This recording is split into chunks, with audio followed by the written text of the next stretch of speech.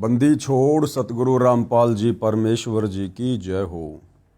परम पिता परमात्मा सारी सृष्टि के रचनहार कुल मालिक असंख्य ब्रह्मांडों के स्वामी जगत गुरु तीनों लोकों में प्रवेश करके सबका धारण पोषण करने वाले राजाधिराज आत्माधार नाथों के नाथ देवों के देव महादेव सर्वेश्वर महेश्वर मृत्युंजय अजरो अमर आदि अनादि सनातनी प्रभु जगत पिता जगदीश्वर श्री श्री 1008 की उपाधि के वास्तविक अधिकारी अकाल मूरत सौद स्वरूपी राम वासुदेव सर्वगतम ब्रह्म परम पूज्य प्रथम पूज्य परम संत परम पुरुष परम धनी परम दयालु सत्य कबीर हक्का कबीर अल्लाहु अकबर बाखबर अल्लाह ताला जगत के तारणहार जगत के मुक्तिदाता जगत के जगन्नाथ हारे के सहारे हिंदुओं के राम मुसलमानों के अल्लाह सिखों के वाहिगुरु ईसाइयों के मसीह दया के सागर दयानिधि करुणा के सागर करुणानिधि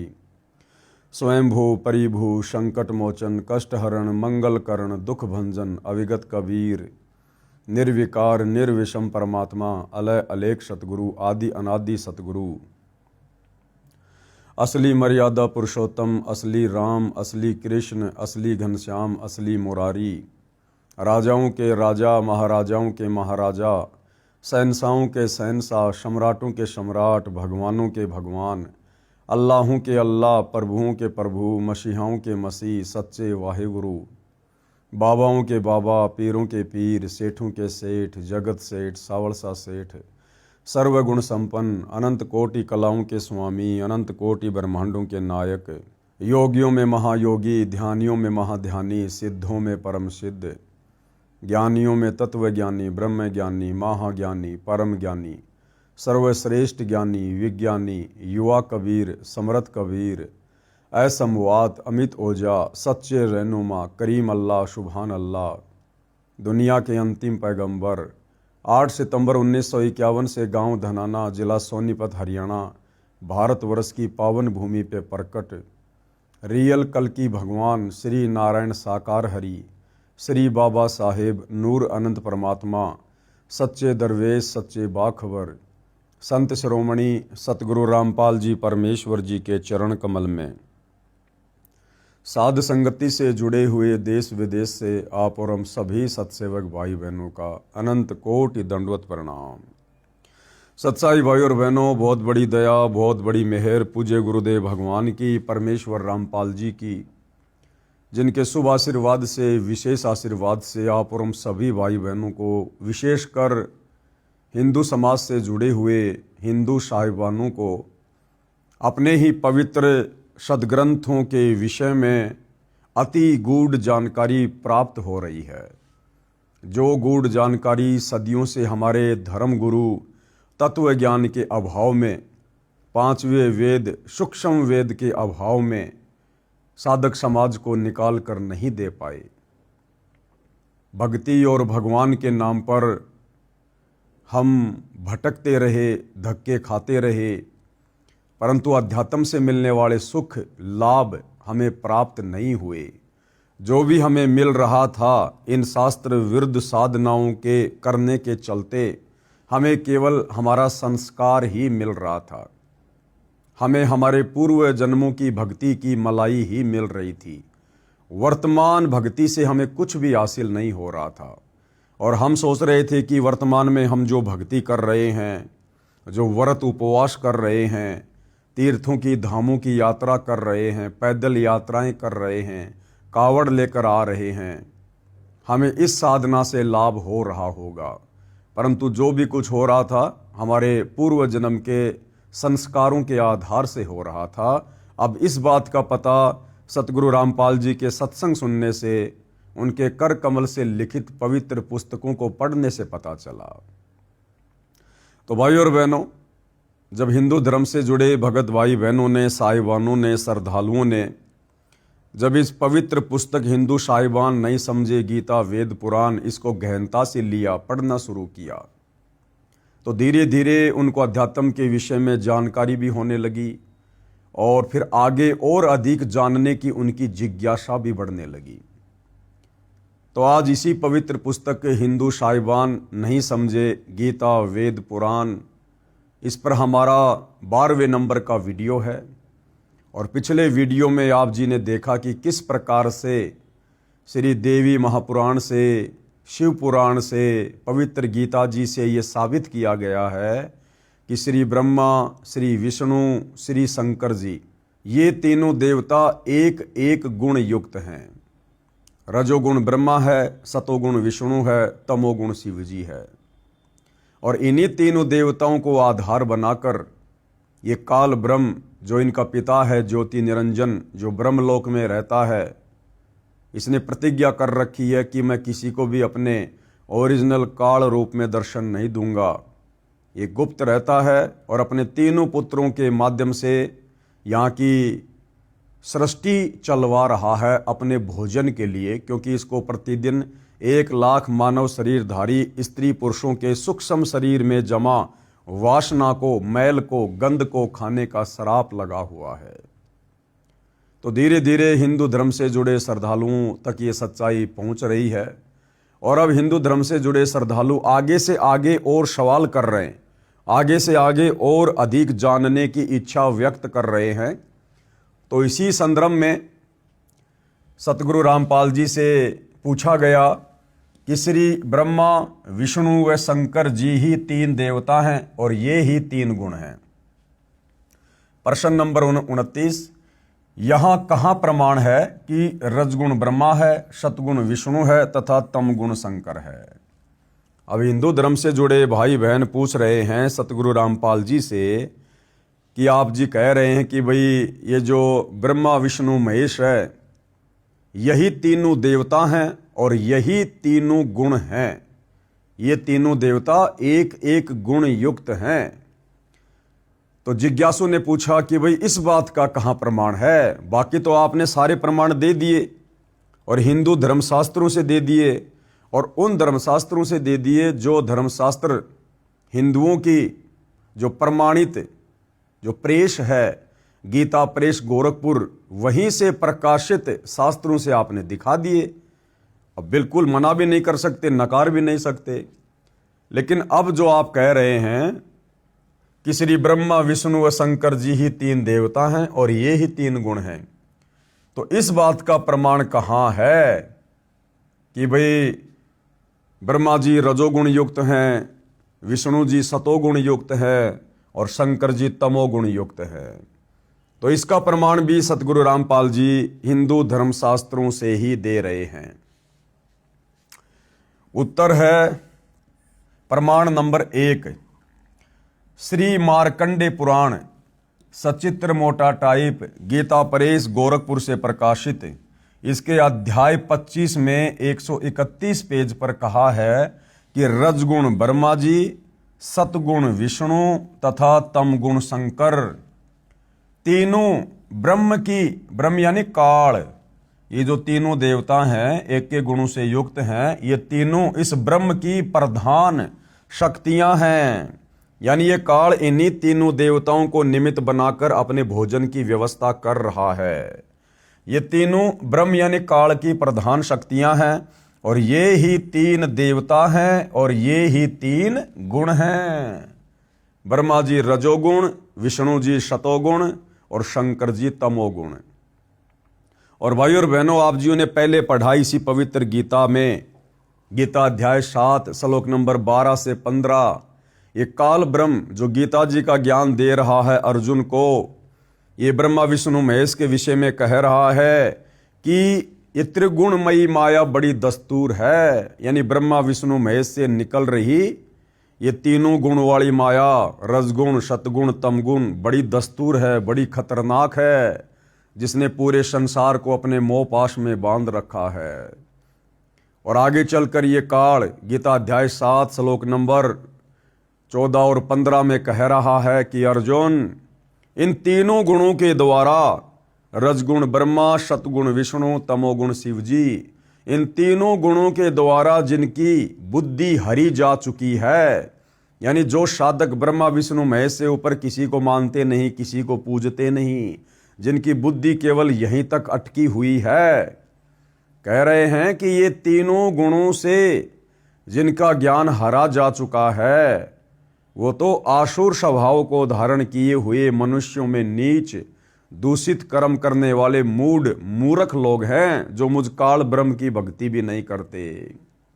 यानी ब्रह्मा विष्णु महेश जी की भक्ति करने वालों को गीता जी में गीता बोलने वाले इस काल ब्रह्म ने 4 गालियां दी हैं, 4 गालियां जो हम आगे देखेंगे। सबसे पहले हम मार्कंडेय पुराण से देखेंगे कि क्या ब्रह्मा विष्णु महेश ही तीनों देवता हैं और क्या ये ही तीनों गुण हैं। जिन तीनों गुणों के विषय में गीता अध्याय 7 श्लोक 12 से 15 में काल कह रहा है कि इन तीनों के द्वारा समस्त इस प्राणी समुदाय का ज्ञान हरा जा चुका है।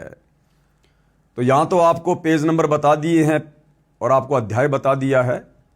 श्री मार्कंडेय पुराण सचित्र मोटा टाइप गीता प्रेस गोरखपुर से प्रकाशित है। इसके अध्याय 25 में 131 पेज पर कहा है कि रजगुण ब्रह्मा जी, सतगुण विष्णु तथा तमगुण शंकर तीनों ब्रह्म यानी काल की प्रधान शक्तियां हैं। ये ही 3 देवता हैं और ये ही 3 गुण हैं।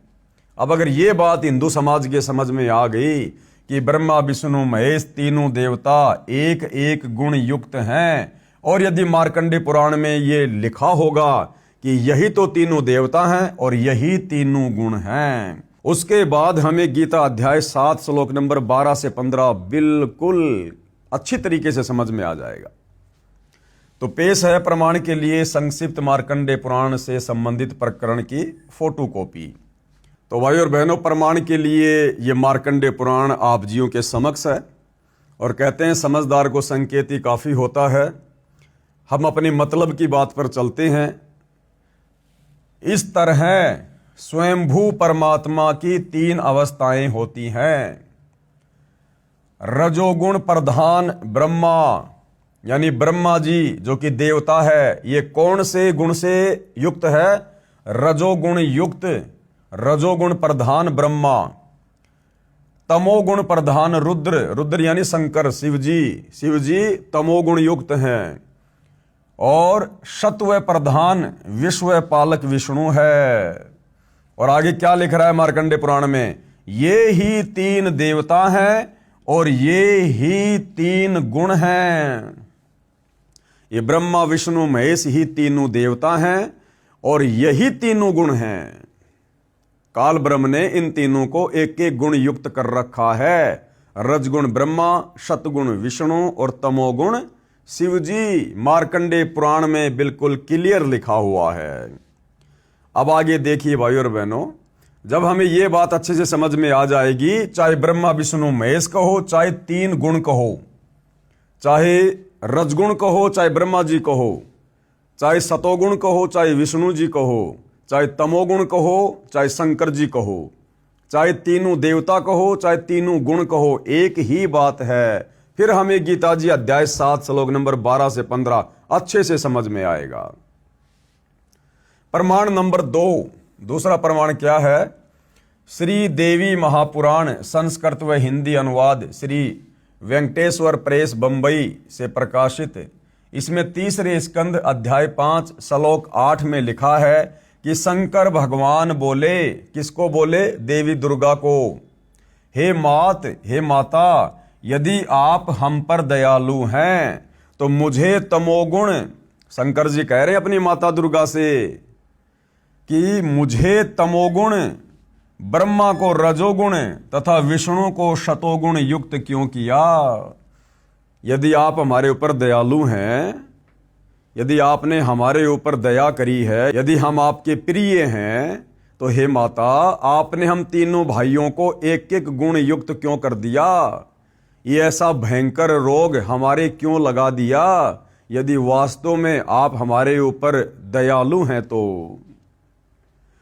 हे मात, यदि आप हम पर दयालु हैं तो मुझे तमोगुण, ब्रह्मा रजोगुण तथा विष्णु शतोगुण युक्त क्यों किया? अर्थात इससे भी ये साबित हो रहा है कि तमोगुण युक्त कौन है? शंकर जी। और रजोगुण युक्त कौन है? ब्रह्मा जी। तथा शतोगुण युक्त कौन है? विष्णु जी। अब आगे चलिए भाई और बहनों, पेश है प्रमाण के लिए श्री देवी महापुराण 3रा स्कंद के अध्याय 5 से संबंधित प्रकरण की फोटोकॉपी। अब आप जी अपनी आंखों से देख लीजिएगा, साफ साफ लिखा हुआ है। हे मात, शंकर जी कह रहे हैं अपनी माता दुर्गा से, हे मात, यदि हमारे ऊपर सदा आप दया युक्त हो तो हमको तमोगुण में किस प्रकार प्रधान किया। शंकर जी कह रहे हैं हे माता दुर्गा जी, यदि आप मेरे ऊपर मतलब दयालुता दिखाई, आपने मुझे पैदा किया है, तो आपने मुझे तमोगुण युक्त क्यों कर दिया, मेरे ऊपर ये भयंकर रोग क्यों छोड़ दिया, हमको तमोगुण में किस प्रकार प्रधान किया। ब्रह्मा रजोगुण और हरि यानी विष्णु शतोगुण, और हरि यानी विष्णु शतोगुण युक्त किए। ये बीच में संस्कृत आ गई, ध्यान से पढ़िए। हे मात, यदि हमारे ऊपर सदा आप दया युक्त हो तो हमको तमोगुण में, यानी शंकर जी कह रहे हैं कि मेरे को तमोगुण युक्त क्यों कर दिया। ब्रह्मा रजोगुण और हरि सत्व गुण युक्त किए। अब इसकी संस्कृति भी देख लो भाइयों और बहनों। यदि दया धर्मना नय सदा अंबिके कथ अहम विहित च तमोगुण कमल जे रजोगुण संभव। कमल जे यानी कमल के फूल पर पैदा हुए ब्रह्मा जी को आपने रजोगुण युक्त क्यों कर दिया। और सुविहित किमु शतोगुण हरि, और क्यों विष्णु जी को आपने शतोगुण युक्त कर दिया। यानी यही तीनों देवता हैं और यही तीनों गुण हैं। क्योंकि भाइयों और बहनों, ये जो पवित्र गीता है ये चारों वेदों का शॉर्ट रूप है, संक्षिप्त रूप है। इसलिए गीता जी में सांकेतिक शब्द ज्यादा हैं। तो गीता जी अध्याय 7 श्लोक नंबर 12 से 15 में सीधा सीधा ब्रह्मा विष्णु महेश का नाम ना लिखकर और केवल त्रिगुणमयी माया लिख दिया।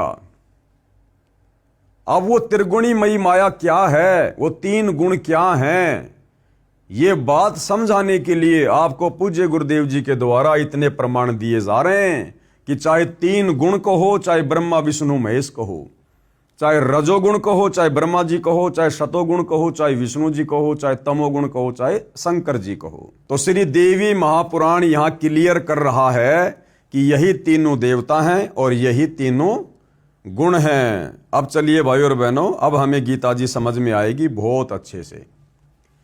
इस देवी पुराण की फोटोकॉपी में स्पष्ट है कि श्री शिव जी ने अपनी माता देवी दुर्गा से दुखी मन से कहा है कि हे मात, यदि आप हम पर दयालु हैं तो मेरे को तमोगुण युक्त क्यों उत्पन्न किया, विष्णु को शतोगुण तथा ब्रह्मा को रजोगुण युक्त क्यों उत्पन्न किया।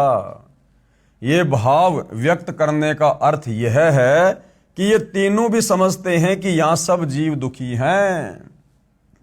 इन तीनों देवताओं को पता है कि हमारे से निकल रहे तीनों गुणों से पूरा प्राणी समुदाय दुखी है। इनकी उत्पत्ति का ब्रह्मा का रजगुण कारण है, यानी हम जीवों की उत्पत्ति का जो मूल कारण है वो श्री ब्रह्मा जी से निकल रहा रजोगुण है। क्योंकि रजोगुण के प्रभाव से भाई और बहनों नर और मादा आपस में शारीरिक संबंध बनाने के लिए प्रेरित होते हैं, जिससे प्रभावित होकर परवश हुए यानी अधीन होकर नर मादा मिलन करते हैं, जीव उत्पन्न होते हैं। ऋषियों ने कामदेव से बचने के लिए यानी रजोगुण से बचने के लिए घोर तप किए, एकांतवास किया, यानी बेचारे जंगलों में चले गए, परिवार त्याग दिया, गुफाओं में चले गए कामदेव पर विजय प्राप्त करने के लिए। क्योंकि रजोगुण के प्रभाव से उनकी भक्ति नहीं हो पाती थी, उनका मन विचलित हो जाता था, लेकिन अंत में हार गए और स्त्री भोग किया। जैसे विश्वामित्र जी राज त्याग कर जंगल में चले गए घोर तप करने के लिए। उधर से देवताओं के राजा इंद्र ने एक उर्वशी भेज दी मेनका। उस मेनका ने विश्वामित्र जी के साथ में शारीरिक संबंध बनाए और एक कन्या उत्पन्न की। तो इस प्रकार से ये रजोगुण साधकों को जो है ये परेशान करता है, दुखी करता है, पूरे प्राणी समुदाय को दुखी करता है, जिसके अधीन होकर लोग संतान उत्पत्ति करते हैं विवश होकर। विष्णु जी के सतोगुण के प्रभाव से एक दूसरे में मोह उत्पन्न होता है। ये मेरा बेटा, ये मेरी बेटी, ये मेरी कार, ये मेरी कोठी, ये मेरी जमीन, ये मेरा रिश्तेदार, ये मेरा काम धंधा। ये क्या है? ये विष्णु जी के सतोगुण के प्रभाव के कारण हम यहाँ की नश्वर चीजों को अपनी मानकर उनसे जकड़े हुए हैं। अब इसका उदाहरण दे रहे हैं गुरुदेव कि किस प्रकार से विष्णु से निकल रहा सतोगुण इन प्राणियों को बांध के रखता है। जैसे द्रोणाचार्य को पता चला कि उसका पुत्र अश्वत्थामा युद्ध में मर गया, तो वह पुत्र मोह के कारण हथियार भी नहीं उठा सका। इतना बेहाल हो गया कि युद्ध नहीं कर सका। कितना बलवान निपुण योद्धा धनुषधारी था, कतई टूट गया। यानी द्रोणाचार्य का अपने पुत्र अश्वत्थामा में इतना प्रेम था, इतना मोह था श्री विष्णु जी के सतोगुण के प्रभाव के कारण। वो दूसरों को शिक्षा दिया करता था द्रोणाचार्य कि भैया ये तो आने जाने हंस हैं, ना कोई रहा ना कोई रहेगा, एक दिन तो सबने मरना है, फिर क्या शोक करना, क्या दुख मनाना। और जब बात आई उसके खुद के बेटे पर, युधिष्ठिर ने झूठ बोल दिया था कि अश्वत्थामा मारा गया है। इतनी बात सुनकर द्रोणाचार्य के हाथों से महाभारत के युद्ध में हथियार छूट गए थे। यानी विष्णु जी का सतोगुण इतना जबरदस्त है, इतने बड़े योद्धा को भी बिल्कुल होपलेस कर दिया। उसके बाद दूसरा उदाहरण दे रहे हैं गुरुदेव। जब श्रवण को राजा दशरथ का तीर लगा और वह मर गया, श्रवण भगत के माता पिता को पता चला तो रो रो कर तड़फ तड़फ कर प्राण त्याग दिए, सतोगुण के प्रभाव के कारण, मोह ममता के कारण। तथा राजा दशरथ को श्राप भी दे दिया कि तुम भी हमारी तरह पुत्र वियोग में मरोगे। और ऐसा ही हुआ। फिर आगे चलकर राजा दशरथ भी उसी विष्णु जी के सतोगुण के प्रभाव में आकर और अपने पुत्र के मोह में अपनी जान दे देता है। जब श्री रामचंद्र पुत्र दशरथ वनवास में जाने लगे तो दशरथ राजा पुत्र मोह के कारण पुत्र को देखने के लिए महल पर चढ़ गया। कुछ दूर रामचंद्र चला गया तो महल के ऊपर बने चौबारे के ऊपर चढ़कर देखने लगा। फिर चौबारे की 3 फुट ऊंची मंडेर पर चढ़ गया। कौन? राजा दशरथ। पैर फिसल कर गिर गया, गिरते ही मर गया। यह सतगुण विष्णु से स्थिति होती है, यानी एक दूसरे से मोह बनाकर काल के जाल में फंसे रहे। यानी ये काल, भाई और बहनों, 21 ब्रह्मांड का स्वामी, दुर्गा का पति, ब्रह्मा विष्णु महेश का पिता, इस गीता का ज्ञान देने वाला भगवान, ये काल ब्रह्म, ये इस प्रकार से इस पूरे मानव समाज को, इस प्राणी समुदाय को, चाहे पशु हो, चाहे पक्षी हो, चाहे इंसान हो, चाहे देवता लोग हों, अपने तीनों पुत्रों ब्रह्मा विष्णु महेश के माध्यम से उनको एक एक गुण युक्त करके, ब्रह्मा को रजोगुण से युक्त कर दिया, विष्णु जी को शतोगुण से युक्त कर दिया, शंकर जी को तमोगुण से युक्त कर दिया। और इन्हीं तीनों देवताओं के माध्यम से, इन्हीं तीनों गुणों के माध्यम से इसने पूरी सृष्टि के जीवों को बांध रखा है, अपने जाल में फंसा रखा है। शिव जी के तमगुण से क्रोधवश जीव झगड़ा करके कत्ल कर देता है। और ये आपस में मनमुटाव, झगड़ा, राग, द्वेष, ईर्ष्या, ये हम लोग क्यों करते हैं? शंकर भगवान के तमोगुण के प्रभाव से। अब विचार करो भाई और बहनों, आप और हम नादानी में, तत्व ज्ञान के अभाव में, हमारे नादान धर्म गुरुओं की अज्ञानता के कारण आप और हम श्री ब्रह्मा जी की भक्ति करके और काल के जाल से मुक्त होना चाहते हैं, जबकि ब्रह्मा जी के माध्यम से तो काल हम सबको बांध के रखे हुए। ब्रह्मा की भक्ति करने वाला कभी भी काल जाल से मुक्त नहीं हो सकता। फिर हम श्री विष्णु जी की भक्ति करके काल के जाल से मुक्त होना चाहते हैं, तो विष्णु भी तो इसी काल का बेटा है और विष्णु जी को इसने सतोगुण प्रदान कर रखा है। आप और हमें फांसने के लिए एक जाल बना रखा है। तो भला सतगुण विष्णु की भक्ति करके हम कैसे काल के जाल से बाहर निकल सकते हैं? फिर हम शंकर जी की भक्ति करते हैं मोक्ष प्राप्ति के लिए। अब शंकर जी भी तो इसी काल का 3रे नंबर का बेटा है और इसको तमोगुण से युक्त कर रखा है। अब बताओ भाइयों और बहनों, काल ने तो हमें ब्रह्मा विष्णु महेश के माध्यम से यहां पर जाल में बांध रखा है, और हम इसी काल के तीनों बेटों की भक्ति करके काल के जाल से मुक्त होना चाहते हैं। कभी नहीं हो पाएंगे। अगर हम डायरेक्ट इस काल की, इस ब्रह्म की, ओम नाम की साधना भी करते हैं तो भी हम इसके जाल से मुक्त नहीं हो सकते, क्योंकि ये खुद कह रहा है कि मेरे ओम नाम की भक्ति करने वाला मेरे ब्रह्म लोक में जाएगा। और गीता अध्याय 8 श्लोक नंबर 16 में फिर खुद कह रहा है कि ब्रह्म लोक पर्यंत सर्व लोक पुनरावर्ती में है, यानी ब्रह्म लोक में गया हुआ साधक भी अपनी भक्ति कमाई खर्च करके वापस जन्म और मरण में आएगा, मुक्ति नहीं है। शिव जी के तमगुण से क्रोधवश जीव झगड़ा करके कत्ल कर देता है, राजा लोग आपस में लड़ मरते हैं, हजारों सैनिक मारे जाते हैं। इस प्रकार संहार का कार्य श्री शिव जी तमगुण से होता है। ये सब काल ब्रह्म करवा रहा है। ये सारा खेल कौन खेल रहा है भाइयों और बहनों? ये ब्रह्मा विष्णु महेश का पिता, ये काल, ये ब्रह्म, ये ज्योति निरंजन, ये क्षर पुरुष, 21 ब्रह्मांड का स्वामी, ये दुर्गा का पति, ये सारे कर्म करवा रहा है अपने भोजन के लिए, अपनी रोजी रोटी के लिए। हम सबको यहां पर बांध के रखे हुए हैं। इसलिए शिवजी ने दुखी मन से अपनी माता देवी दुर्गा से प्रश्न किया था कि हे माता, यदि आप हमारे ऊपर दया युक्त हैं तो मुझे तमोगुण युक्त क्यों कर दिया? ब्रह्मा जी को रजोगुण युक्त और विष्णु जी को सतोगुण युक्त क्यों कर दिया? काल ब्रह्म ने देवी जी को सख्त हिदायत दे रखी है। जब आप सृष्टि रचना को पढ़ेंगे, अच्छे से सुनेंगे सतगुरु रामपाल जी के सत्संगों में, पुस्तकों में, तो भाइयों और बहनों आपको पता चलेगा कि इस काल ब्रह्म ने अपनी पत्नी दुर्गा को सख्त हिदायत दे रखी है कि मेरे काल रूप के विषय में, और मैं प्रतिदिन 1 लाख मानव खाता हूं, स्त्री या पुरुष, ये भेद किसी को मत दे देना। मेरे तीनों पुत्रों ब्रह्मा विष्णु महेश को भी हकीकत मत बता देना, अन्यथा मेरे से बुरा फिर कोई नहीं होगा। तो भयभीत होकर ये दुर्गा भी इस काल की हकीकत किसी को नहीं बताती, अपने तीनों बेटों को नहीं बताती, तो आम प्राणियों को, साधकों को क्यों बताएगी?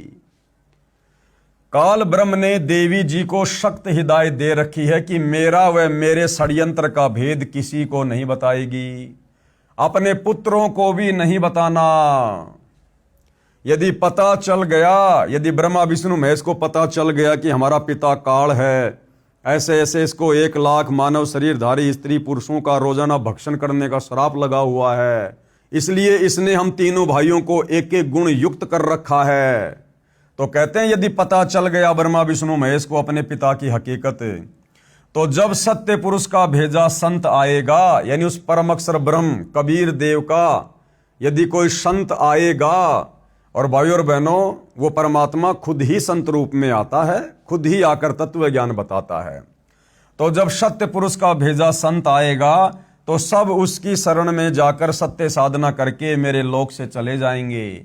मेरी सुधा यानी भूख कैसे शांत होगी? काल ब्रह्म यानी ज्योति निरंजन के डर से देवी किसी को ये भेद नहीं बताती।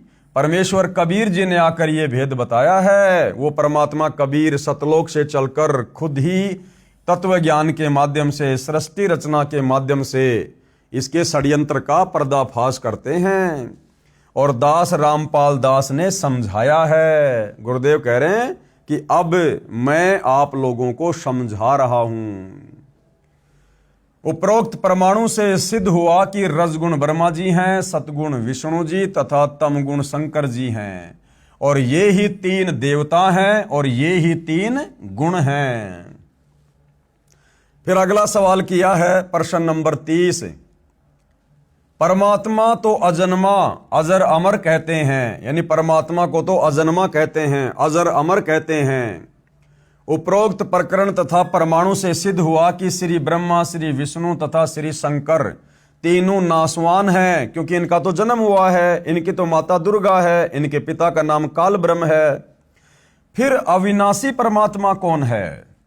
अब हिंदू श्रद्धालु इस ज्ञान को सुनकर समझकर सवाल कर रहे हैं कि परमात्मा को तो अजन्मा कहते हैं, उसका तो कभी नाश नहीं होता, कभी विनाश नहीं होता, जबकि ब्रह्मा विष्णु महेश की तो मृत्यु हो रही है। फिर अविनाशी परमात्मा कौन है जो कभी नहीं मरता? क्या ब्रह्मा विष्णु तथा शंकर और काल ब्रह्म परमात्मा नहीं है? प्रमाण सहित बताइए। तो अब गुरुदेव भगवान क्या उत्तर दे रहे हैं उनको समझाने के लिए पहले स्पष्ट करता हूं कि श्री ब्रह्मा, श्री विष्णु, श्री शंकर तथा ब्रह्म परमात्मा है या नहीं, कि भाई ये ब्रह्मा विष्णु महेश और इनका पिता ये ब्रह्म काल परमात्मा है या नहीं है। यह तो आपने अपने प्रश्न में ही सिद्ध कर दिया कि परमात्मा तो अजन्मा तथा जिसका कभी जन्म न हुआ हो वह होता है। पूर्वोक्त विवरण तथा परमाणु से सिद्ध हो चुका है कि ब्रह्मा विष्णु और शंकर के माता पिता हैं। भाई दुर्गा इनकी माता है और ये काल ब्रह्म ज्योति निरंजन इनका पिता है। इनका पिता ब्रह्म भी नाशवान है, ये काल ब्रह्म भी नाशवान है।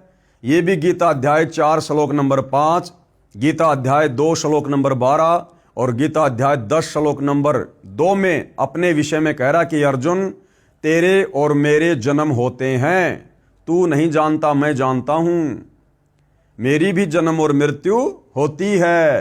तो ये भी नाशवान है, ये भी परमात्मा नहीं है। इसका भी जन्म हुआ है, इससे स्वयं सिद्ध हुआ कि ये परमात्मा नहीं है।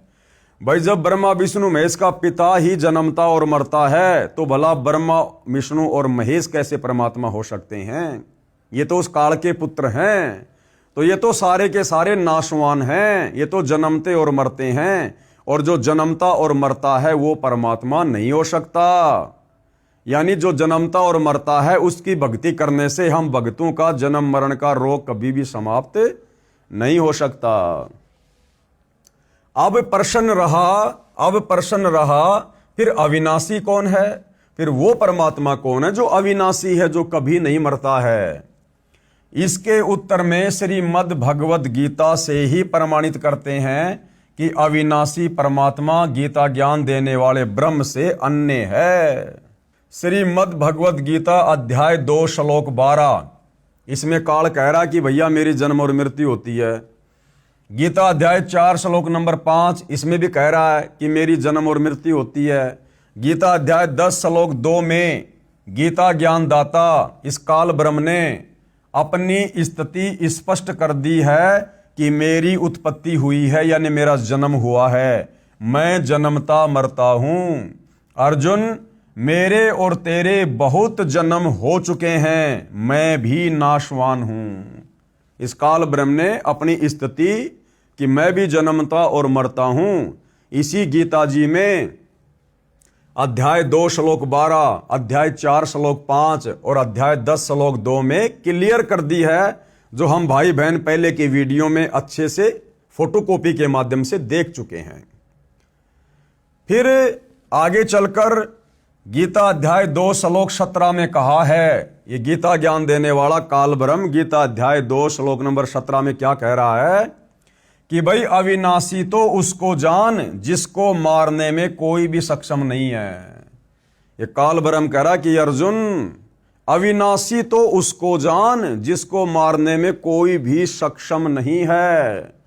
और जिस परमात्मा ने सर्व की यानी सारी सृष्टि की रचना की है, सबको बनाया है, अविनाशी परमात्मा का ये प्रथम प्रमाण हुआ। यानी ये काल गीता जी में खुद स्वीकार कर रहा है गीता अध्याय 2 श्लोक नंबर 17 में कि अविनाशी तो उसको जान जिसको मारने में कोई भी सक्षम नहीं है। अर्थात ये काल खुद अविनाशी नहीं है, खुद ये परमात्मा नहीं है।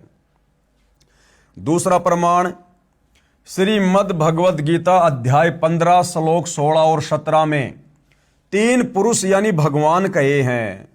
गीता अध्याय 15 श्लोक 16 में कहा है कि इस लोक में यानी इस ब्रह्मांड में यानी सतलोक के बाहर जो ब्रह्मांड हैं, जो लोक हैं, गीता अध्याय 15 श्लोक 16 में कहा कि इस लोक में 2 पुरुष प्रसिद्ध हैं, यानी 2 भगवान प्रसिद्ध हैं।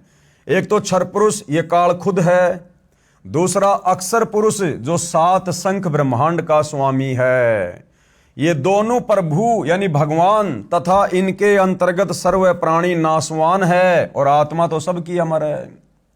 गीता अध्याय 15 श्लोक नंबर 16 में गीता ज्ञान देने वाला भगवान दो प्रभु बता रहा है कि विशेषकर संसार में दो प्रभु प्रसिद्ध हैं, क्षर पुरुष और अक्षर पुरुष। क्षर पुरुष तो ये काल हो गया 21 ब्रह्मांड का स्वामी, और अक्षर पुरुष हो गया 7 संख्य ब्रह्मांड का स्वामी, जिसके ब्रह्मांड काल के 21 ब्रह्मांड से ऊपर हैं सतलोक की ओर। और फिर कहा है कि ये दोनों भगवान, ये क्षर पुरुष और अक्षर पुरुष और इनके अंतर्गत जितनी भी जीवात्माएं हैं ये सब नाशवान है। और आत्मा तो किसी की मरती नहीं है, क्योंकि आत्मा तो हम सब परमात्मा की हैं। तो ये दोनों भगवान नाशवान हैं। फिर गीता अध्याय 15 श्लोक नंबर 17 में क्या कहा है, उस अविनाशी परमात्मा के बारे में बता रहा। फिर गीता अध्याय 15 श्लोक 17 में कहा है कि उत्तम पुरुष अर्थात पुरुषोत्तम तो कोई अन्य ही है, जिसे परमात्मा कहा गया है, जो तीनों लोकों में प्रवेश करके सबका धारण पोषण करता है, वह वास्तव में अविनाशी है। कौन? परम अक्षर ब्रह्म, सत्य पुरुष, सच्चिदानंद घन ब्रह्म, कबीर देव, जो सतलोक में रहता है। गीता अध्याय 7 श्लोक 29 में कहा है कि जो साधक यानी जो भगत केवल जरा यानी बुढ़ापा, वृद्ध अवस्था और मरण यानी मृत्यु, इस दुख से छूटने के लिए जो प्रयत्न करते हैं, वे तत्ब्रह्म यानी उस सर्वश्रेष्ठ परमात्मा को जानते हैं। अब भाइयों और बहनों, जन्म मरण से और बुढ़ापे से छुटकारा प्राप्त करने का प्रयास वही करेगा जो तत्वदर्शी संत का भगत होगा, उसका शिष्य होगा, उसकी शरण में होगा।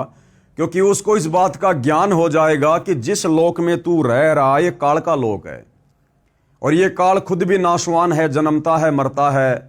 ब्रह्मा विष्णु महेश खुद जन्मते और मरते हैं। फिर इनकी भक्ति करने से हमारा जन्म मरण का रोग कैसे कटेगा? और यदि जन्म मरण का रोग नहीं कटा तो कभी भी हम परम शांति को प्राप्त नहीं कर सकते। हम कभी भी लक 84 योनियों से पीछा नहीं छुड़वा सकते।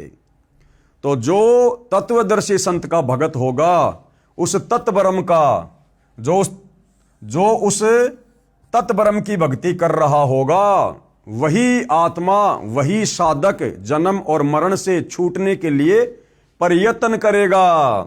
और कह रहा कि वही व्यक्ति, वही साधक जो उस तत्ब्रह्म से परिचित है, मरण और बुढ़ापे से छूटने का प्रयास करेगा और सब कर्मों तथा संपूर्ण अध्यात्म से परिचित है।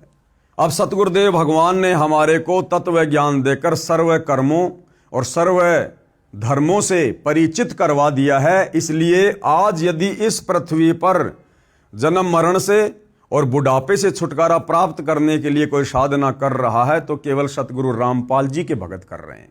बाकी दुनिया जन्म मरण से छुटकारे के लिए भक्ति नहीं कर रही है। बाकी दुनिया मोक्ष प्राप्ति के लिए भक्ति नहीं कर रही है। उन्हें पता ही नहीं मोक्ष क्या होता है। वो तो केवल धन प्राप्ति के लिए, कोई सोचता है मेरा काम धंधा बहुत अच्छा चल पड़े, कोई सोचता है मेरे पोता हो जाए, मेरी पोती हो जाए, कोई सोच रहा है बड़ा मकान बन जाए, कोई अन्य किसी डिमांड के लिए भक्ति कर रहा है। तो जब तक हमें तत्व ज्ञान नहीं होगा तब तक हम केवल सांसारिक भौतिक सुख सुविधाओं की प्राप्ति के लिए ही भक्ति करते रहेंगे।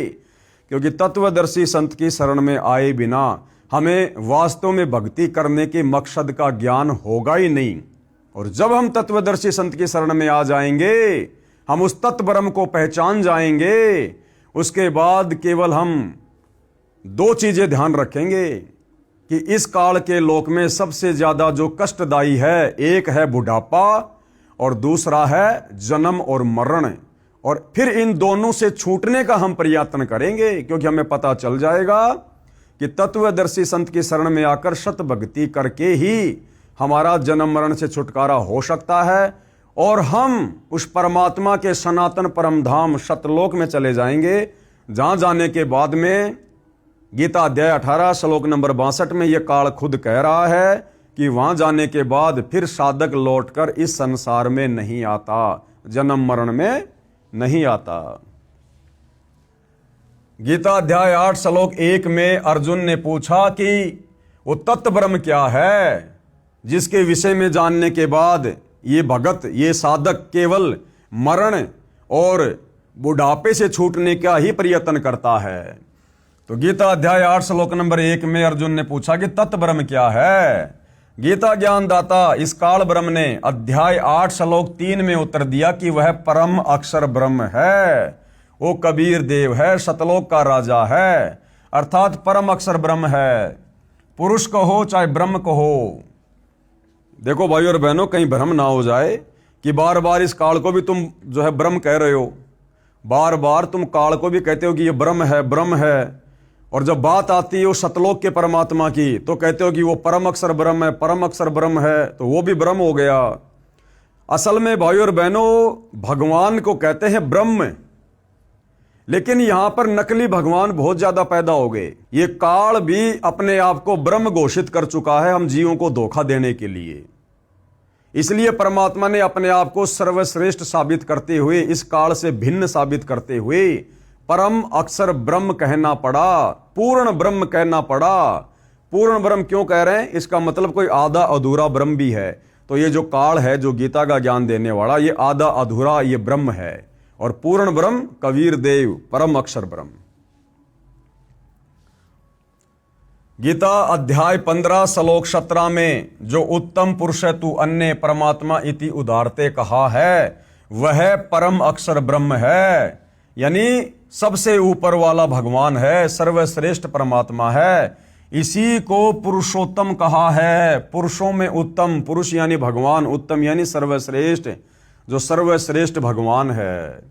अब गुरुदेव यहां पर स्पष्टीकरण दे रहे हैं भाई और बहनों कि गीता अध्याय 15 श्लोक 18 में ये जो गीता ज्ञानदाता है ना, ये भी अपने आप को पुरुषोत्तम कह रहा है। ये गीता ज्ञानदाता भी खुद को पुरुषोत्तम कह रहा है। तो बहुत सारे भाई बहनों को यह शंका हो जाती है कि जी आप एक तरफ तो गीता अध्याय 15 श्लोक नंबर 17 का हवाला दे रहे हो कि उत्तम पुरुष तू अन्य परमात्मा इति उदारते, कि उत्तम पुरुष यानी पुरुषोत्तम तो वो परम अक्षर ब्रह्म है। फिर गीता अध्याय 15 श्लोक नंबर 18 में ये काल ब्रह्म भी अपने आप को पुरुषोत्तम कह रहा है। तो ये क्या माजरा है? तो यहां गुरुदेव भगवान ने बताया कि वास्तव में ये काल, गीता का ज्ञान देने वाला ब्रह्म, ये पुरुषोत्तम नहीं है। और गीता अध्याय 15 श्लोक नंबर 18 में जो ये अपने आप को पुरुषोत्तम कह रहा है ना, ये तो इस आधार से कह रहा है कि यहां के लोक वेद के हिसाब से, यहां की जो ये दंत कथाएं हैं, क्योंकि आप और हम प्राणी जब तक तत्व ज्ञान नहीं होता, हम तो किसी को भी भगवान कह देंगे, पुरुषोत्तम कह देंगे। यानी आज से पहले हमारे पूर्वजों से और हमारे से जब तक हमें यह तत्व ज्ञान प्राप्त नहीं हुआ था, हम देवी देवताओं को भी भगवान कह रहे थे, पेड़ पौधों की भी पूजा किया करते थे, राह चलते किसी पत्थर पे लाल रंग कर रखा था उसको भी धोख लगा के चलते थे, जय हो बाबा की। तो बिना ज्ञान के, चाहे हमारे से लोक वेद के आधार से, दंत कथाओं के आधार से किसी को भी पुरुषोत्तम कहलवा दो, कोई दिक्कत नहीं है। तो गीता अध्याय नंबर 15 श्लोक नंबर 18 में ये जो काल ब्रह्म ज्योति निरंजन अपने आप को जो पुरुषोत्तम कह रहा है ना, ये किस आधार से कह रहा है? कि लोक वेद के आधार से, सुनी सुनाई बातों के आधार से। क्योंकि मेरे 21 ब्रह्मांड में मेरे अंतर्गत जितने भी जीव हैं उन सब में मैं पुरुषोत्तम हूं। क्योंकि 21 ब्रह्मांड में जितने भी प्राणी हैं, ब्रह्मा विष्णु महेश हैं, देवी देवता हैं, ऋषि मुनि हैं, इन सब में ये काल ब्रह्म भगवान बना हुआ है। हम सबसे ये बलवान है, बुद्धिमान है। इसलिए भाई और बहनों, इसने अपने आप को लोक वेद के आधार से पुरुषोत्तम कहा है।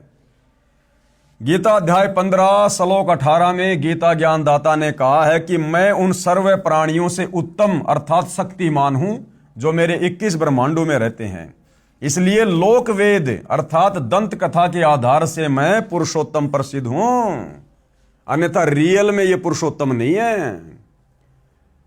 वास्तव में पुरुषोत्तम तो गीता अध्याय 15 श्लोक नंबर 17 में स्पष्ट कर दिया है कि उत्तम पुरुष अर्थात पुरुषोत्तम तो क्षर पुरुष यानी गीता ज्ञानदाता तथा अक्षर पुरुष जो 7 संग ब्रह्मांडों का स्वामी है, उन दोनों से अन्य ही है। वो कबीर परमात्मा है, परम अक्षर ब्रह्म है, वही परमात्मा कहा जाता है।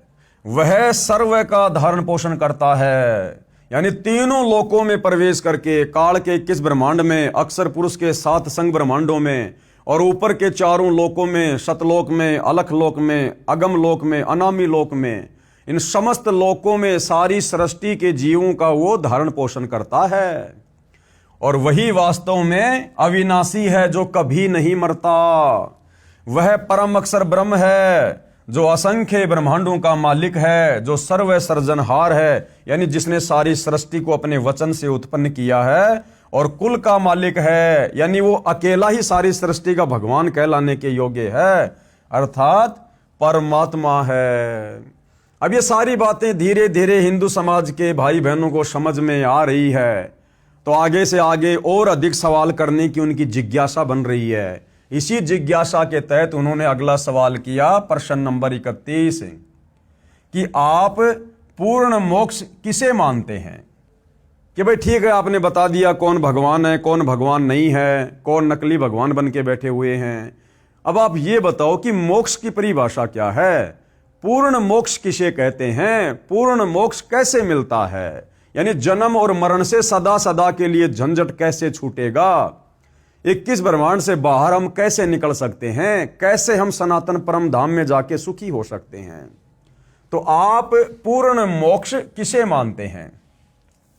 तो गुरुदेव उत्तर दे रहे हैं, गीता अध्याय 15 श्लोक 4 में वर्णन है कि तत्वदर्शी संत की प्राप्ति के पश्चात, यानी ये काल ब्रह्म गीता जी में कह रहा है कि हे अर्जुन, जब तुझे वो तत्वदर्शी संत मिल जाए, जिस तत्वदर्शी संत के विषय में इसने गीता अध्याय 4 श्लोक नंबर 34 में बताया कि उस तत्व ज्ञान की प्राप्ति के लिए तत्वदर्शी संतों की खोज कर ले। तो गीता अध्याय 15 श्लोक 4 में वर्णन है कि तत्वदर्शी संत की प्राप्ति के पश्चात तत्व ज्ञान रूपी शस्त्र से, यानी जो भक्ति तुझे वो तत्वदर्शी संत बताएगा, धर्म कर्म और यज्ञों की जानकारी बताएगा, धार्मिक अनुष्ठानों की आरती वारती देगा, तत्व ज्ञान रूपी शस्त्र से, यानी भक्ति रूपी शस्त्र से अज्ञान को काटकर, कौन सा अज्ञान? जो इस काल ने यहां पर फैला रखा है 21 ब्रह्मांड में, ब्रह्मा विष्णु महेश ने जो ज्ञान फैला रखा है, उस अज्ञान को काटकर, अर्थात अच्छी तरह ज्ञान समझकर,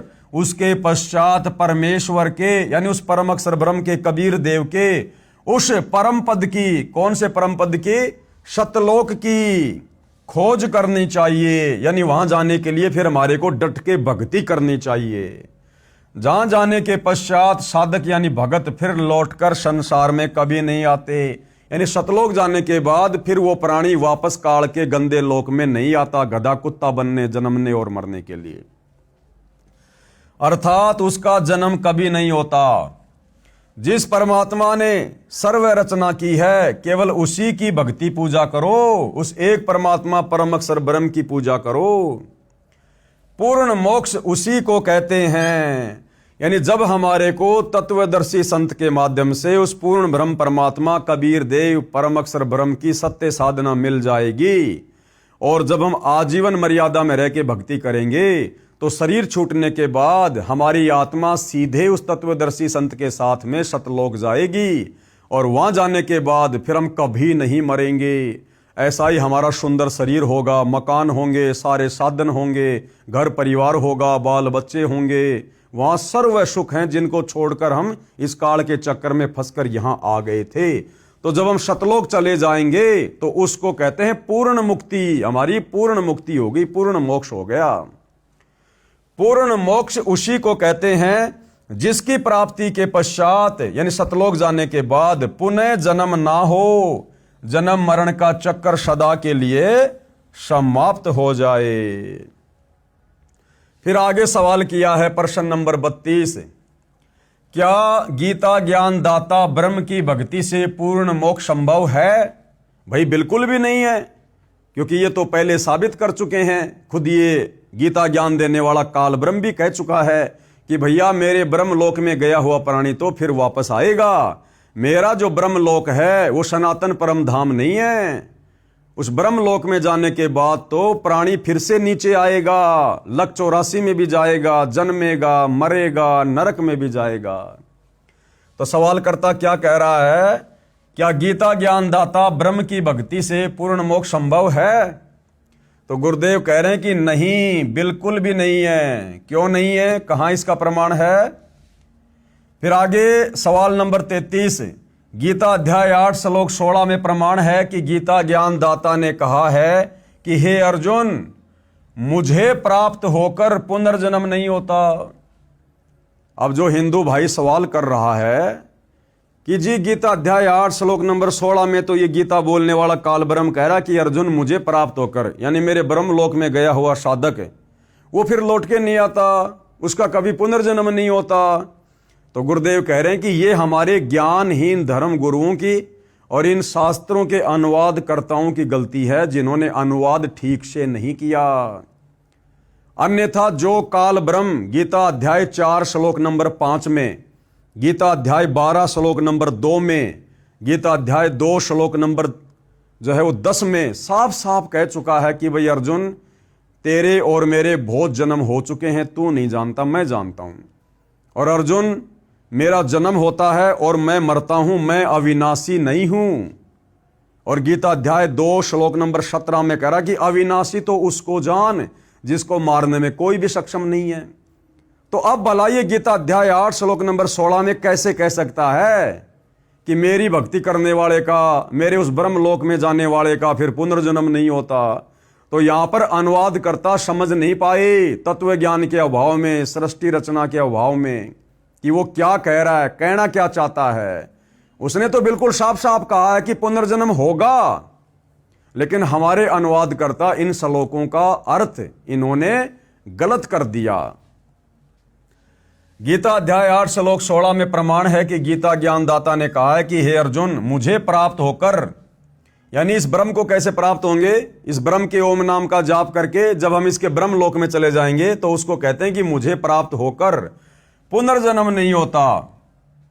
आप कैसे कहते हैं कि ब्रह्म भक्ति से पूर्ण मोक्ष संभव नहीं है? तो अब गुरुदेव भगवान हमें क्या जवाब दे रहे हैं?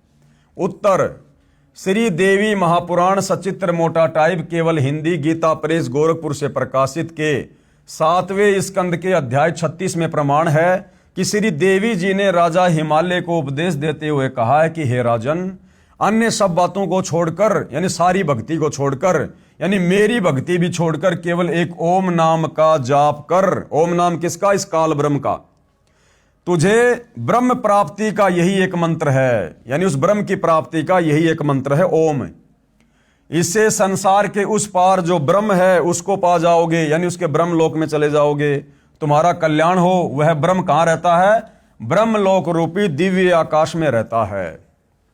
आगे देखिए, पेश है श्री देवी भागवत यानी देवी पुराण के 7वें स्कंद के अध्याय 36 से संबंधित प्रकरण की फोटोकॉपी। पहले इसको पढ़िए भाई और बहनों।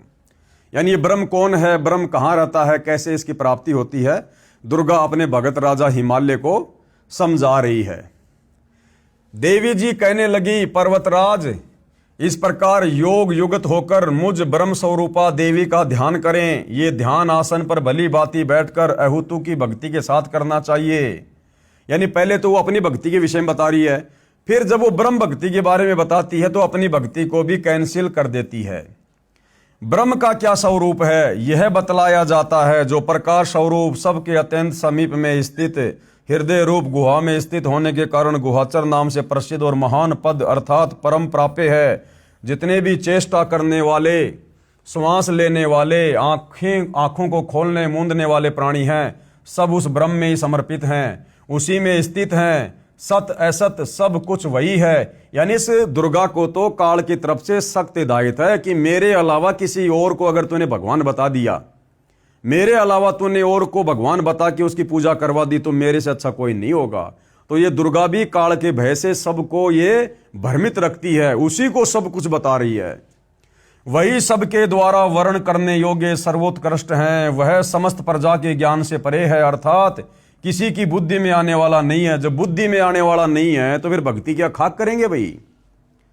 ये तुम जानो जो परम प्रकाश रूप है, जो सूक्ष्म से भी अत्यंत सूक्ष्म है, जिसमें संपूर्ण लोक और उन लोकों में निवास करने वाले प्राणी स्थित हैं। कहने का मतलब है, अब हम अपने मेन पॉइंट पे चलते हैं भाई और बहनों, कि इसने उस ब्रह्म के बारे में क्या बताया है।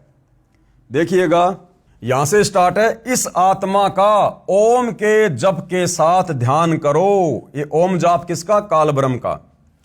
इससे अज्ञानमय अंधकार से सर्वदा परे और संसार समुद्र से उस पार जो ब्रह्म है उसको पा जाओगे। यानी ओम नाम का जाप करके साधक को क्या प्राप्त होगा? ये ब्रह्म प्राप्ति होगी। और वो ब्रह्म कहां रहता है? तुम्हारा कल्याण हो और सदा जानने वाला, जो सब ओर से सब कुछ जानने वाला है, जिसकी जगत में ये महिमा है, वह ये सबका आत्मा ब्रह्म ब्रह्म लोक रूप दिव्य आकाश में रहता है। ब्रह्म कहां रहता है? ब्रह्म लोक में। यानी जो भाई ये सवाल कर रहा था ना कि भाई क्या इस ब्रह्म की भक्ति से भी मुक्ति है? गीता अध्याय 15 श्लोक नंबर 18 में ये खुद कह रहा है कि जो मेरे ब्रह्म लोक में चला जाएगा उसका पुनर्जन्म नहीं होता। तो ये अनुवाद करने वालों की गलती है। काल ने ऐसा नहीं कहा, समझने की गलती है। भावार्थ है कि ब्रह्म साधना का केवल एक ओम नाम का जाप है। इससे ब्रह्म की प्राप्ति होती है और वह साधक यानी भगत ब्रह्म लोक में चला जाता है। इसी गीता अध्याय 8 श्लोक 16 में कहा है कि ब्रह्म लोक सहित सर्वलोक पुनरावर्ती में है। अर्थात ब्रह्म लोक में गए साधक का भी पुनर्जन्म होता है। ब्रह्म की भक्ति से पूर्ण मोक्ष नहीं होता। इस गीता अध्याय 8 श्लोक 16 का अनुवाद गीता प्रेस गोरखपुर से प्रकाशित गीता में तथा अन्य प्रकाशक की गीता में गलत किया है, क्योंकि हमारे अनुवादकर्ता तत्व ज्ञान से अपरिचित थे। ये देखिएगा, पेश है फोटोकॉपी गीता अध्याय 8 श्लोक 16 की, गीता प्रेस गोरखपुर से प्रकाशित है। यह है गीता अध्याय 15 श्लोक नंबर 18। और इसमें यह काल ब्रह्म अर्जुन को क्या कह रहा है? ये काल ब्रह्म तो बिल्कुल सही कह रहा है, लेकिन हमारे अनुवादकर्ता समझ नहीं पाए।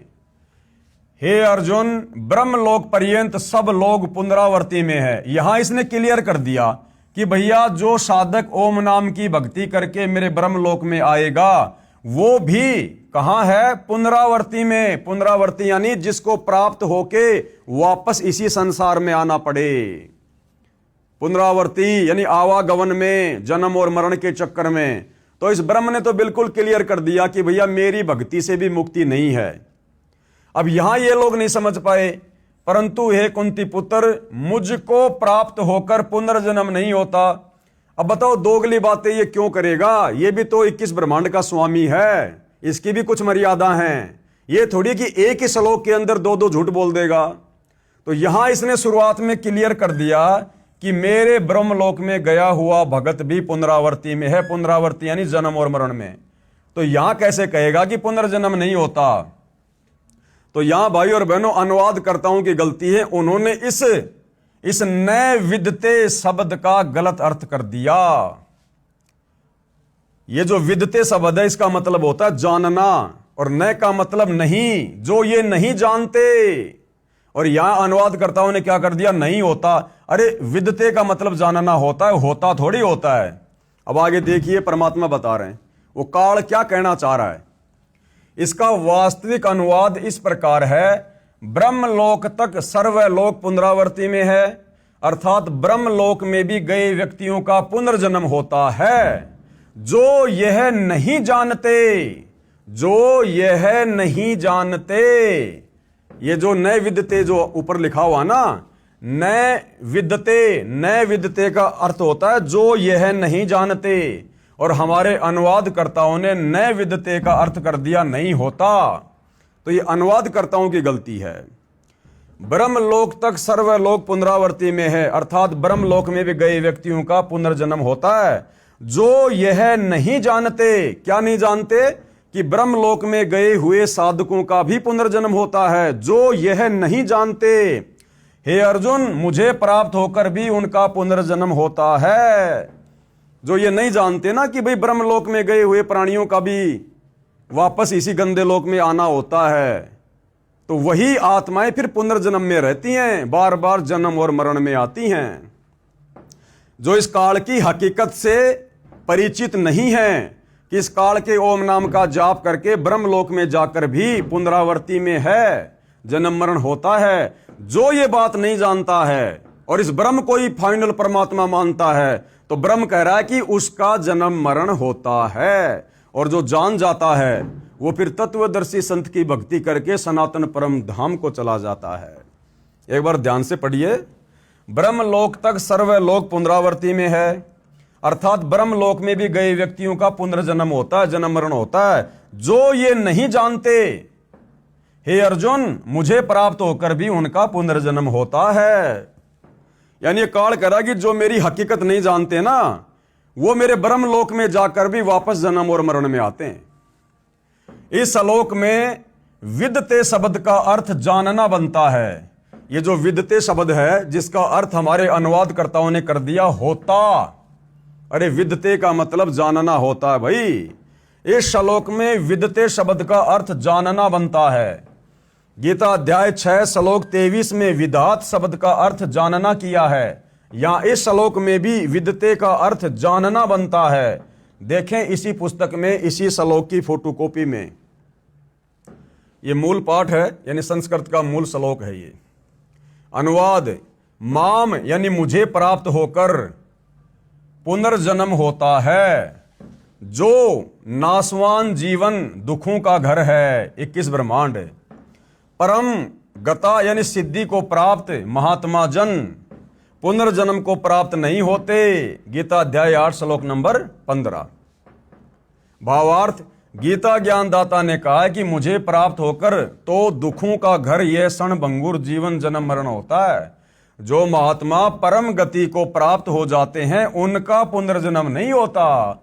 और वो परम गति कैसे मिलेगी? वो परम अक्षर ब्रह्म की भक्ति से मिलेगी। तत्वदर्शी संत से उपदेश लेकर उस परम अक्षर ब्रह्म की भक्ति करने से मिलेगी। तो कहते हैं जो तत्वदर्शी संत की शरण में आकर और उस परम अक्षर ब्रह्म की भक्ति करता है, सनातन परम धाम में चला जाता है, फिर उनका पुनर्जन्म नहीं होता। विचार करें, यदि गीता अध्याय 8 श्लोक 1 से 10 तक का सारांश निकालें तो इस प्रकार है। अर्जुन ने पूछा, गीता अध्याय 8 श्लोक 1 कि तत्व ब्रह्म क्या है? तो गीता ज्ञानदाता ने गीता अध्याय 8 श्लोक 3 में उत्तर दिया कि वह परम अक्षर ब्रह्म है, जो गीता ज्ञानदाता से अन्य है। फिर गीता ज्ञानदाता ने अध्याय 8 श्लोक 5 व 7 में अपनी भक्ति करने को कहा है। इस गीता के ज्ञान देने वाले काल ब्रह्म ने गीता अध्याय 8 श्लोक नंबर 5 और 7 में अपनी खुद की काल की भक्ति करने को कहा है, अपनी भक्ति के विषय में बताया है। और उसी गीता अध्याय 8 श्लोक नंबर 8, 9, 10 में उस परम अक्षर ब्रह्म की, उस तत्व ब्रह्म की, उस कबीर देव की भक्ति करने को बताया है। तो भाई अगर इस काल की भक्ति से जन्म मरण समाप्त हो जाता तो फिर ये अपने से अन्य उस तत्व ब्रह्म की भक्ति करने की सलाह क्यों देगा? सनातन परम धाम में जाने की सलाह क्यों देगा? फिर गीता ज्ञानदाता ने अध्याय 8 श्लोक 5 व 7 में अपनी भक्ति करने को कहा है कि मैं ब्रह्म हूं, ब्रह्मलोक में रहता हूं, ओम नाम का जाप करो। ये इस काल की भक्ति है। तथा गीता अध्याय 8 श्लोक 8, 9, 10 में परम अक्षर ब्रह्म की भक्ति करने को कहा है। अपनी भक्ति का मंत्र गीता अध्याय 8 श्लोक नंबर 13 में बताया है कि मुझ ब्रह्म का केवल एक ओम अक्षर है। उच्चारण करके सुमरण करता हुआ जो शरीर त्याग कर जाता है वह परम गति को प्राप्त होता है। कौन सी परम गति को? काल की परम गति को। और काल की परम गति क्या है? ब्रह्मलोक। और ब्रह्मलोक में गया हुआ साधक फिर से जन्म और मरण में आता है। पूर्व में श्री देवी पुराण से सिद्ध कराए हैं कि ओम का जाप करके ब्रह्मलोक प्राप्त होता है।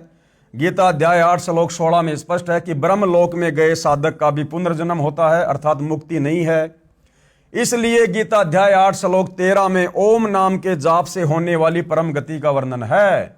परंतु गीता अध्याय 8 श्लोक 8, 9, 10 में जिस सच्चिदानंद घन ब्रह्म अर्थात परम अक्षर दिव्य पुरुष की भक्ति करने को कहा है उसका मंत्र गीता अध्याय 17 श्लोक 23 में है।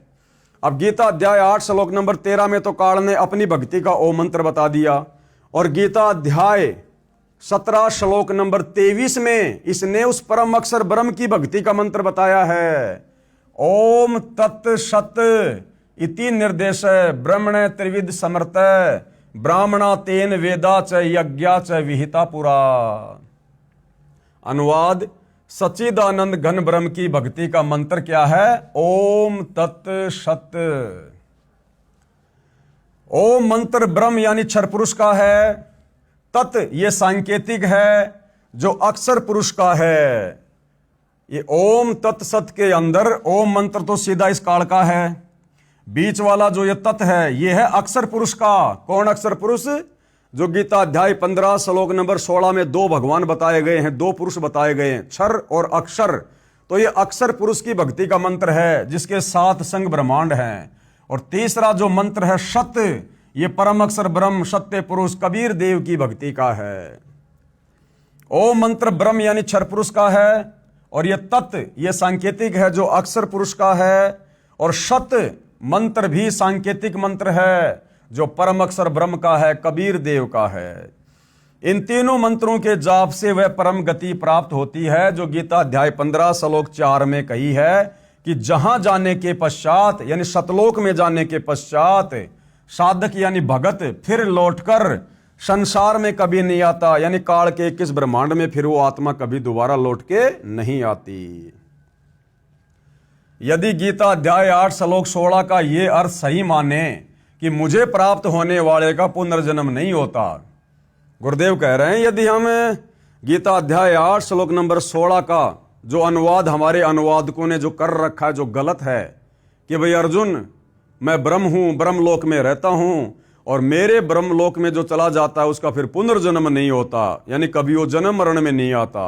तो गुरुदेव कह रहे हैं यदि हम इस बात को सत्य मान लें तो फिर भाई गीता के जो पहले श्लोक हैं, गीता अध्याय 4 श्लोक 5, गीता अध्याय 12 श्लोक 2, गीता अध्याय 2 श्लोक 10, जिसमें खुद ये काल ब्रह्म कह रहा है कि मेरी तो जन्म और मृत्यु होती है, जब इसका खुद का पुनर्जन्म होता है तो इसके भगत का कैसे समाप्त हो जाएगा। तो उन श्लोकों में इसने स्वीकार किया कि मैं तो जन्मता और मरता हूं, फिर भला यहां कैसे कहेगा अध्याय 8 श्लोक नंबर 16 में कि मेरे ब्रह्मलोक में गए हुए साधक का पुनर्जन्म नहीं होता। तो यदि हमने गीता अध्याय 8 श्लोक नंबर 16 को सही मान लिया तो फिर वो पहले के 3 श्लोक वो गलत सिद्ध हो जाएंगे। गीता अध्याय 4 श्लोक 5 और 9, गीता अध्याय 12 श्लोक 2 और गीता अध्याय 2 श्लोक 10, जिसमें काल अपनी जन्म मृत्यु स्वीकार कर रहा है। यदि गीता अध्याय 8 श्लोक 16 का ये अर्थ सही माने कि मुझे प्राप्त होने वाले का पुनर्जन्म नहीं होता, तो भैया फिर गीता अध्याय 2 श्लोक 12, गीता अध्याय 4 श्लोक 5, गीता अध्याय 10 श्लोक 2 गलत सिद्ध हो जाते हैं, जिसमें गीता ज्ञानदाता ने कहा है कि अर्जुन तेरे और मेरे बहुत जन्म हो चुके हैं, यानी हम तो पुनर्जन्म में हैं, तू नहीं जानता मैं जानता हूं। मेरी उत्पत्ति को न देवता जानते हैं, न महर्षिगण तथा न सिद्ध जानते हैं। विचारणीय विषय यह है कि जब साध्य यानी इष्ट का ही जन्म मृत्यु होता है तो साधक यानी भगत को वह मोक्ष कैसे प्राप्त हो सकता है। जब यह काल खुद ही जन्म और मरण में है, पुनर्जन्म में है, तो इसकी ओम नाम की भक्ति करके ब्रह्मलोक में जाने वाले का पुनर्जन्म कैसे समाप्त हो सकता है। इसलिए गीता अध्याय 8 श्लोक 16 का अनुवाद जो मैंने यानी सतगुरु रामपाल जी ने ऊपर किया है वही सही है कि गीता ज्ञानदाता ने कहा है कि ब्रह्मलोक तक सब लोग पुनरावृत्ति में हैं, यानी जन्म और मरण में है, अर्थात ब्रह्मलोक में गए प्राणी भी लौटकर संसार में जन्म को प्राप्त होते हैं। जो ये नहीं जानते वे मेरी भक्ति करके भी पुनर्जन्म को प्राप्त होते हैं, काल कह रहा है। इसीलिए तो गीता ज्ञानदाता ने अध्याय 18 श्लोक 62 में कहा है कि हे अर्जुन तू सर्व भाव से उस परमेश्वर की शरण में जा, उस परमेश्वर की कृपा से ही तू परम शांति को तथा सनातन परम धाम अर्थात सतलोक को प्राप्त होगा। अगर इसके ब्रह्मलोक में ही वो परम शांति होती, पुनर्जन्म का झंझट नहीं होता, तो भाई ये काल फिर कभी भी गीता जी में अध्याय 18 श्लोक 62 में ये नहीं कहता कि हे अर्जुन तू सर्व भाव से उस परमेश्वर की शरण में जा, यानी अपने से अन्य उस भगवान की परम अक्षर ब्रह्म की शरण में जाने को कह रहा है कि उस परमेश्वर की कृपा से ही तू परम शांति को, परम शांति यानी कभी भी जन्म और मृत्यु ना होना, तथा सनातन परम धाम यानी जहां जाने के बाद फिर संसार में लौटकर भगत वापस नहीं आता, अर्थात सतलोक को प्राप्त होगा। अगर इसका ब्रह्मलोक ही सनातन परम धाम होता तो उस परमेश्वर के सनातन परम धाम की ये कभी भी बात नहीं करता। यही प्रमाण गीता अध्याय 15 श्लोक 4 में है कि तत्वदर्शी संत से तत्व ज्ञान प्राप्त करके उस तत्व ज्ञान रूपी शस्त्र से अज्ञान को काटकर उसके पश्चात परमेश्वर के उस परम पद की खोज करनी चाहिए, जहां जाने के पश्चात साधक फिर लौटकर संसार में नहीं आता। अब यदि काल का ब्रह्मलोक ही अगर वो परम पद होता, सर्वश्रेष्ठ स्थान होता, तो भाई ये फिर उस सनातन परम धाम में जाने की बात नहीं करता।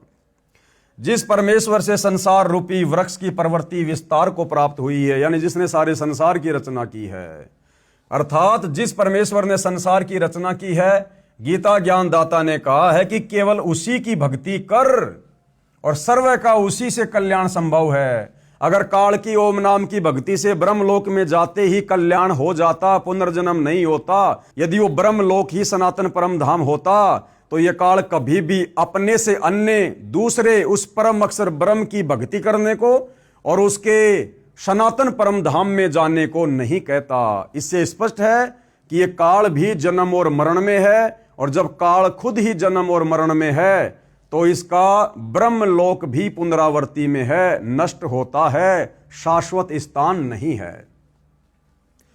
प्रमाणित हुआ कि ब्रह्म की भक्ति से पूर्ण मोक्ष संभव नहीं है, केवल पूर्ण परमात्मा परम अक्षर ब्रह्म की भक्ति से ही पूर्ण मोक्ष संभव है। प्रश्न नंबर 34, ओम यह मंत्र तो ब्रह्म का जाप हुआ, फिर ये क्यों कह रहे हो कि ब्रह्म की भक्ति से पूर्ण मोक्ष नहीं होता? आपने बताया कि गीता अध्याय 17 श्लोक 23 में ओम तत् सत इस मंत्र के जाप से पूर्ण मोक्ष होता है। इस मंत्र में भी तो ओम मंत्र है। अब सवाल करता क्या कह रहा है कि जी आपने उस परम अक्षर ब्रह्म का, कबीर देव का जो गीता अध्याय 17 श्लोक नंबर 23 में जो मंत्र बताया है ना, ओम तत् सत, तो इस काल का भी तो ओम मंत्र है, और उस परम अक्षर ब्रह्म कबीर देव की भक्ति के मंत्र में भी इस काल का मंत्र है शुरू में, ओम तत् सत। तो फिर आप ये कैसे कह रहे हो कि इस काल के ओम मंत्र के जाप से मुक्ति नहीं मिलती? तो भाई और बहनों, ये अध्यात्म है, बहुत गूढ़ ज्ञान है। हमने कभी ना इसको सुना, ना देखा, ना कभी हमने इसके स्वाद को चखा, तो मन में बहुत सारी शंकाएं इस काल की प्रेरणा से अंदर अंदर उठती हैं। तो गुरुदेव भगवान हर एक शंका का प्रमाणित जवाब देते हैं। और क्या बताया गुरुदेव ने कि मात्र ओम नाम के जाप से मुक्ति नहीं है, लेकिन हमने इस ओम नाम का जाप भी करना पड़ेगा, क्योंकि हम युगों युगों से, जब से हम सतलोक से बिछुड़कर इस काल के साथ यहां आए हैं, हम यहां पर इस काल के ऋणी हो गए, हम इसके कर्जवान हो चुके हैं।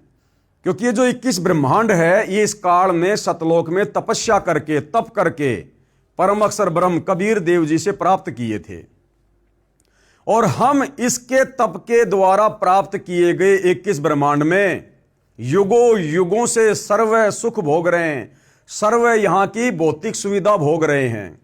तो हमारे ऊपर काल का कर्जा चढ़ गया है।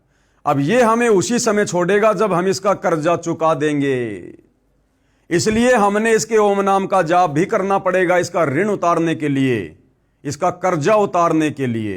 क्योंकि गीता अध्याय 18 श्लोक नंबर 66 में यह काल खुद कह रहा है कि सर्व धर्मान परित्यज्य माम एकम शरणम व्रज अहम तवा सर्व पापे भी मोक्षयामी मा शुच, कि हे अर्जुन, तो मेरे स्तर की जितनी भी धार्मिक पूजा हैं, अनुष्ठान है, यज्ञ हैं, उनकी जो कमाई है, ओम नाम की जो कमाई है, वो तू मेरे को समर्पित कर दे, मैं तुझे यहां से बाहर जाने का रास्ता दे दूंगा। तो हमने इस काल के 21 ब्रह्मांड से बाहर निकलने के लिए इसके ओम नाम का भी जाप करना पड़ेगा। हम इसके ओम नाम की इस कमाई के प्रतिफल में कुछ मांगेंगे नहीं, यहां का सुख नहीं मांगेंगे, केवल हमने कर्जा चुकाना है इसका। दूसरा गुरुदेव ने बताया कि जो ओम नाम की हम भक्ति कर रहे हैं, ये प्राइमरी स्तर की है, प्राइमरी स्तर की। यदि किसी ने डॉक्टर बनना है, किसी ने इंजीनियर बनना है, तो टारगेट तो उसका इंजीनियर बनने का है, लेकिन इंजीनियर बनने के लिए भैया पढ़ाई तो 5वीं कक्षा की भी पढ़नी पड़ेगी। तो हमारे शरीर में जो 5 कमल दल बने हुए हैं, जिनमें ये प्रधान देवी देवता हैं, हमने इनका भी तो ऋण उतारना है, इनका भी तो हमने कर्जा उतारना है। इसलिए हम प्रथम मंत्र में इन 5 मंत्रों का जाप करते हैं, जो काल की प्रधान शक्तियां हैं। तो ये 5वीं स्तर तक की पढ़ाई है। उसके बाद में इस काल की ओम नाम की कमाई, ये 10वीं तक की पढ़ाई है।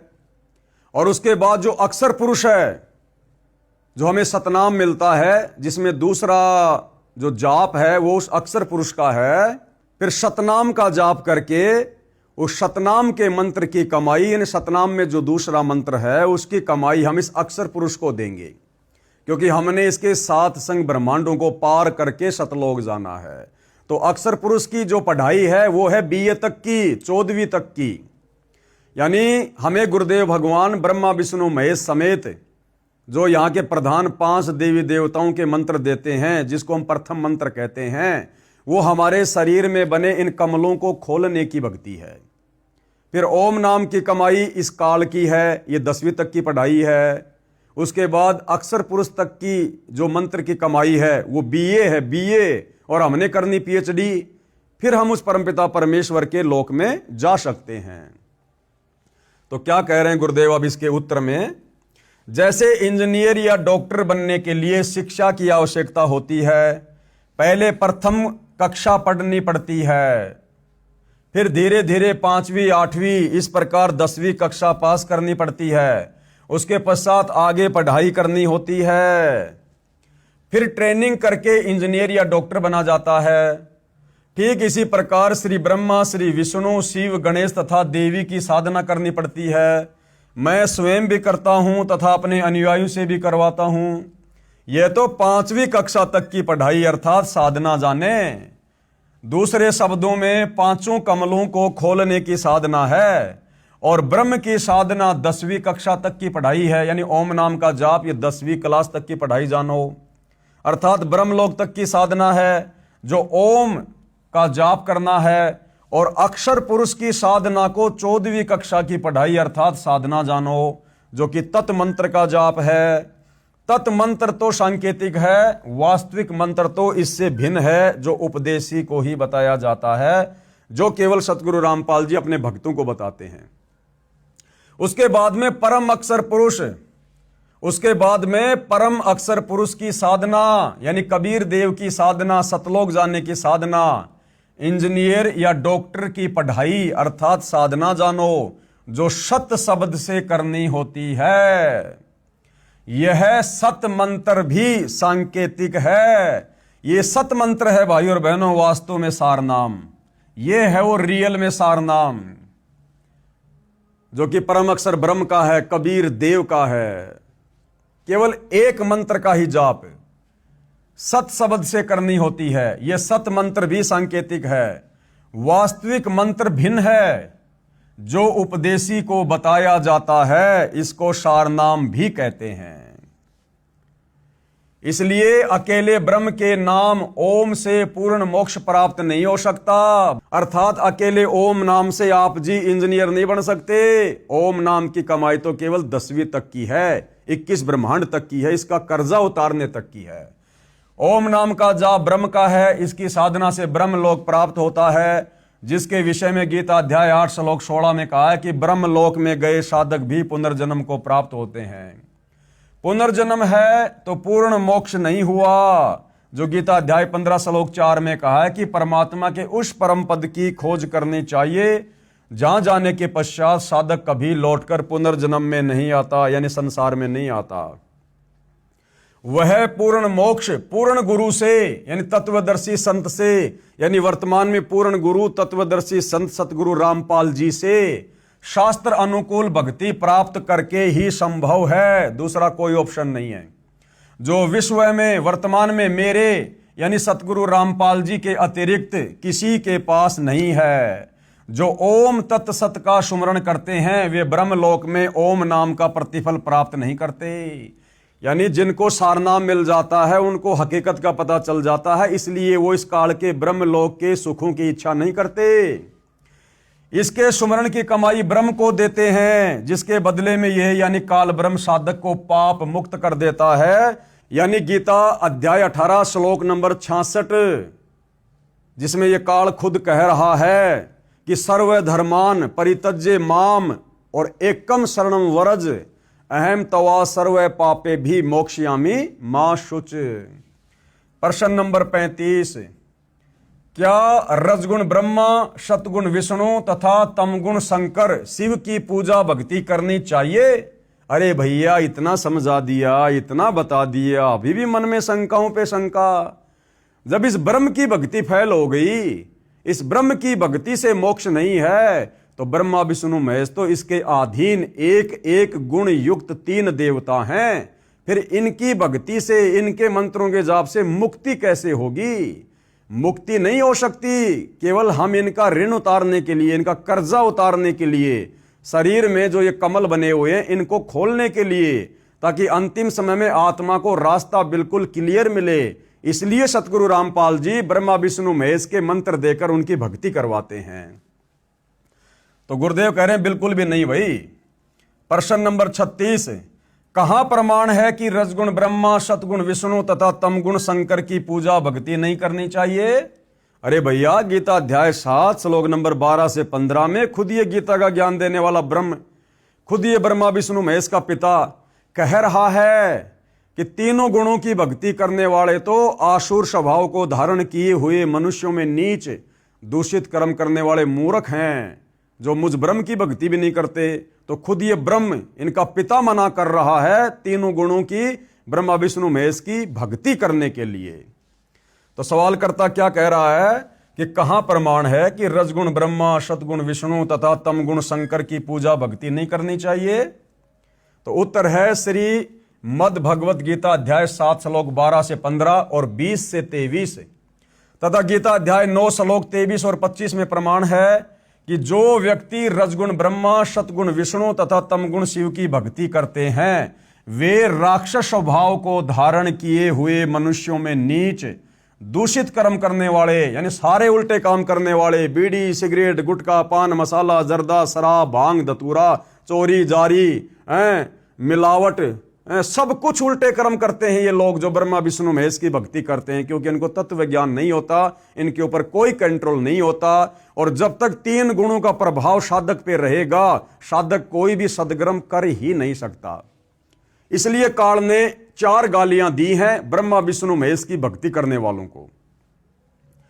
वे राक्षस स्वभाव को धारण किए हुए मनुष्यों में नीच दूषित कर्म करने वाले मूर्ख मुझे भी नहीं भजते। काल कह रहा कि मेरी ओम नाम की भक्ति भी नहीं करते। यह प्रमाण गीता अध्याय 7 श्लोक नंबर 12 से 15 में है। फिर गीता अध्याय 7 के ही श्लोक नंबर 20 और 23 में ब्रह्मा विष्णु महेश से नीचे जो अन्य देवी देवता हैं उनकी भक्ति करने वालों को भी काल ने मंद बुद्धि का, अल्प बुद्धि वाला कहा है। फिर गीता अध्याय 7 के ही श्लोक 20 से 23 तथा गीता अध्याय 9 श्लोक 23-24 में यही कहा है।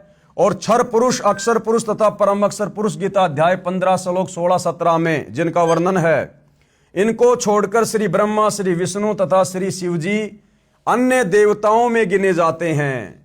इन दोनों अध्यायों में यानी गीता अध्याय 7 श्लोक नंबर 9 में ऊपर लिखे श्लोकों में गीता ज्ञानदाता ने कहा है कि जो साधक यानी भगत जिस भी मकसद को लेकर अन्य देवताओं को भजते हैं वे भगवान समझकर भजते हैं। उन देवताओं को मैंने कुछ शक्ति प्रदान कर रखी है। ये काल कह रहा है कि ब्रह्मा विष्णु महेश से नीचे जो देवी देवता हैं, भैरव भूत हैं, उनको जो भी व्यक्ति अनजाने में भगवान समझकर पूजते हैं, कह रहे हैं कि मैंने ही उनको थोड़ी बहुत शक्ति दे रखी है उन देवी देवताओं को, लेकिन उनका वो फल नाशवान है।